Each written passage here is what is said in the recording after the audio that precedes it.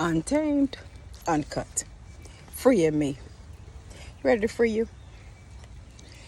We're taking a walk while we read today. Brave is beginning to get ready for birth. So we're going to take Laura on a little walk because he is just getting started. So we're going to see about these waves coming closer so we can meet Loyal, Zalani, Knowledge. Isn't that cute? Ooh, there it is. Okay. Untamed. I know it's been a week or so. I've been freeing us in other ways, okay? Working on the freedom of self. The chapter we're on is Feel. The chapter that most of us do not like to talk about. Feelings. It's time for us to feel these feelings because that's what they're for. Feelings are meant to be felt. If you haven't heard today, feelings are meant to be felt. Say it with me. Feelings are meant to be felt. I have feelings so that I can feel. Okay? Feel. Key 1. Feel it all. Hang on. Let me grab my book, y'all. All right. On my 6th day of sobriety, we're going further. Okay. Oh, whatever way you say. On my 6th day of sobriety, I went to my 5th recovery meeting. I sat in a cold plastic seat, trembling, trying to keep the coffee from spilling out of my paper cup and my feelings from spilling out of my skin. For 16 years, I had made damn sure that nothing touched me. And suddenly, everything in the world was touching me. I was an exposed nerve. Everything hurt. I was embarrassed to tell anyone how much I hurt, but I decided to try to explain it to the people in that circle. They were the first people I trusted with all of me because they were the first people that I had ever heard tell the whole truth. They had shown me their insides, so I showed them mine. I said something like, I'm Glenelyn. I've been sober for 6 days. I feel awful. I think this awfulness is why I started drinking in the first place. I'm starting to worry that what was wrong with me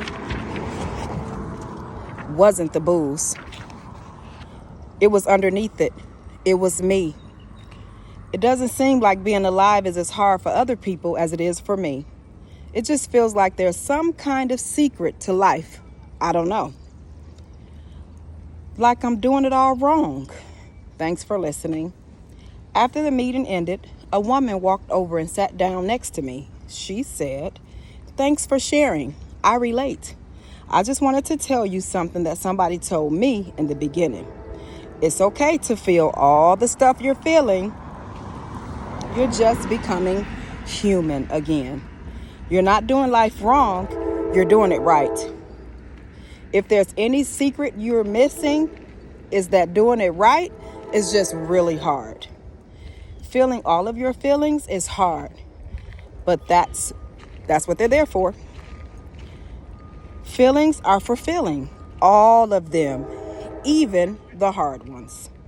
The secret is that you're doing it right, and that doing it right hurts sometimes. I did not know before that woman told me that all feelings were for feeling. I did not know that I was supposed to feel everything. I thought I was supposed to feel happy. I thought that happy was for feeling and that pain was for fixing and numbing and deflecting, hiding and ignoring. I thought that when life got hard, it was because I had gone wrong somewhere.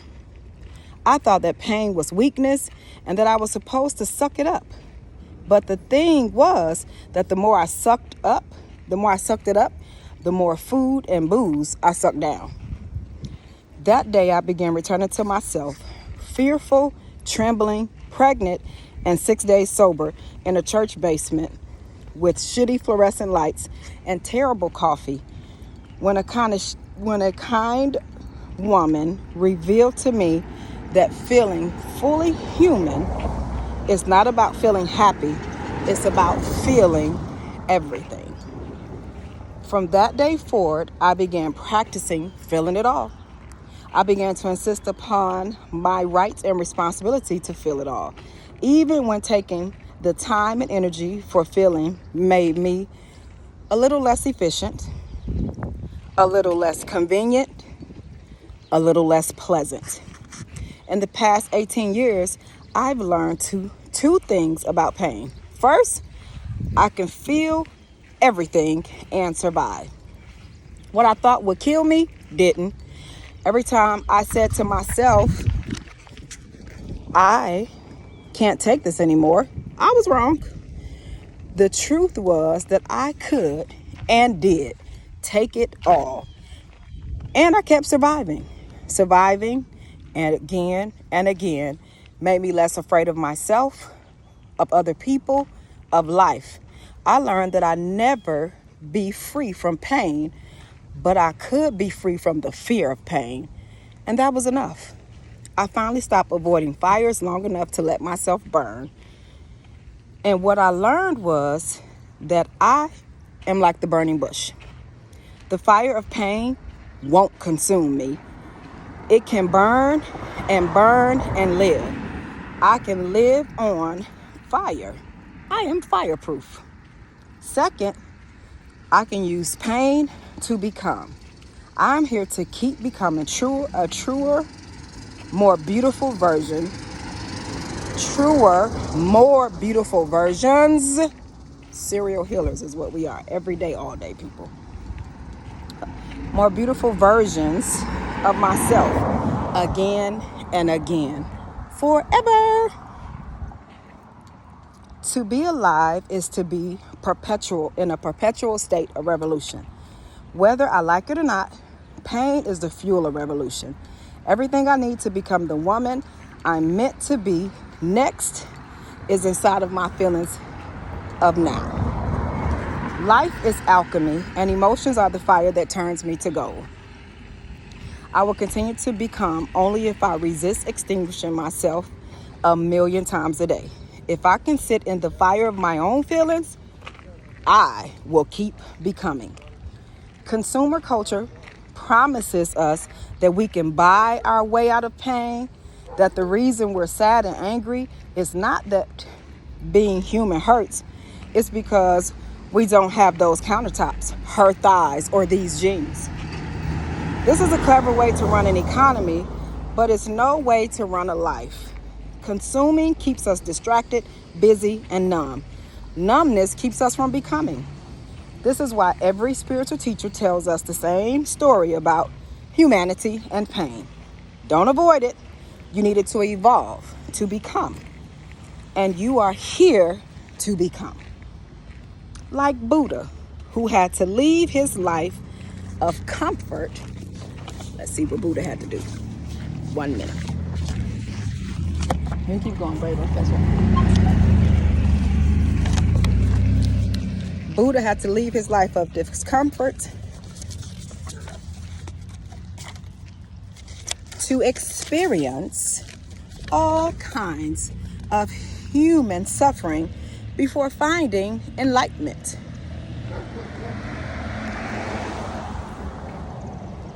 Like Moses, who wandered 40 years in the desert before seeing the promised land. Like Wesley from The Princess Bride, who said, "Life is pain, Highness." Anyone who says differently is selling something. Like Jesus, who walked straight towards his own crucifixion. First the pain, then the waiting, then the rising. All of our sufferings comes when we try to get to our resurrection without allowing ourselves to be crucified first. There is no glory except straight through your story. Pain is not tragic. Pain is magic. Suffering is tragic. Suffering is what happens when we avoid pain and consequently miss our becoming. This is what I can and must avoid missing, my own evolution, because I am too afraid to surrender to the process. Having such little faith in myself that I numb or hide or consume my way out of my fiery feelings again and again. So my goal is to stop abandoning myself and stay, to trust that I'm strong enough to handle the pain that is necessary to the process of becoming. Because what scares me a hell of a lot more than pain is living my entire life and missing my becoming. What scares me more than feeling it all is missing it all. These days, when pain comes, there are two of me. There is the me that is miserable and afraid, and there is the me that is curious and excited. That second me is not a mason. It's not a masochist. She's wise. She remembers. She remembers that even though I can't know what will come next in my life, I always know what comes next in the process. I know that when the pain and the waiting are here, the rising is on its way. I hope the pain will pass soon, but I'll wait it out because I've tested pain enough to trust it. And because who I will become tomorrow is so unforeseeable and specific that I'll need every bit of today's lessons to become her, I keep a note stuck to my bathroom mirror. Feel it all. It reminds me that although I began to come back to life 18 years ago, I resurrect myself every day and every moment that I allow myself to feel and become. It's my daily reminder to let myself burn to ashes and rise anew. That's my bookmark.